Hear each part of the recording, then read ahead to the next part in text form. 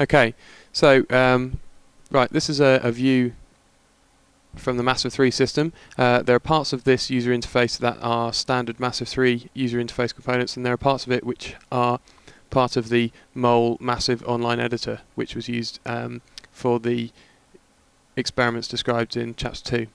So up in the right hand corner here you see we've got a hand that allows us to drop items that we've picked up. That's part of the standard massive user interface.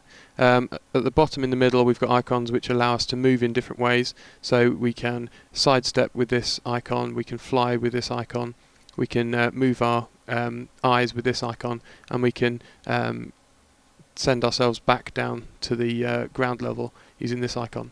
In the bottom right hand corner we've got a compass, so if I move around a bit you can see as I change my orientation that compass changes, so I can keep track of where I'm pointing. In the main viewpoint here we can see the world, so at the moment it's just got a sky and the floor, and this is what existed at the start of the museum experiments. Everything else in the world was created by the users. And also you can see Adam's avatar in the middle of the screen there. Hello Adam. Hello there, Jim. So you can see we can see each other and we can talk to each other, so I can see where Adam's standing, which direction he's looking in, and I can hear the things he's saying, he can hear the things I'm saying.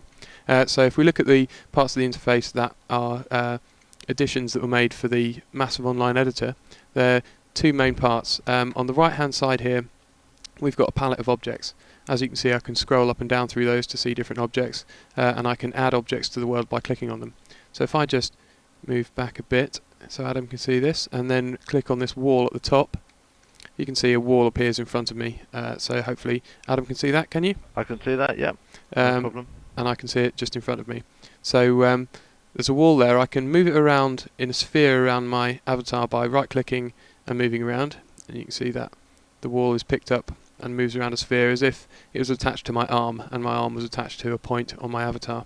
So if I put it down again, if instead of dragging it using a single click I double click on the wall, you can now see I've picked it up, and this drop icon has lit up, which is part of the MASSIVE-3 interface, and also these other two icons at the bottom left, which are part of the Massive Online Editor, have also become illuminated.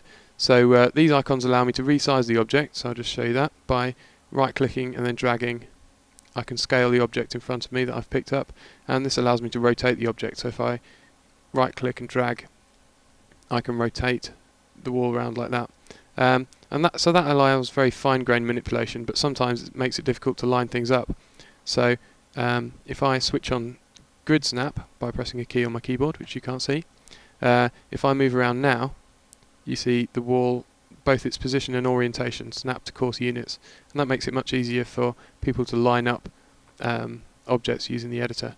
And also if I scale now that I've got snapping on, you can see it scales in coarse units, and if I rotate with snapping on, it rotates in 90-degree orientation units.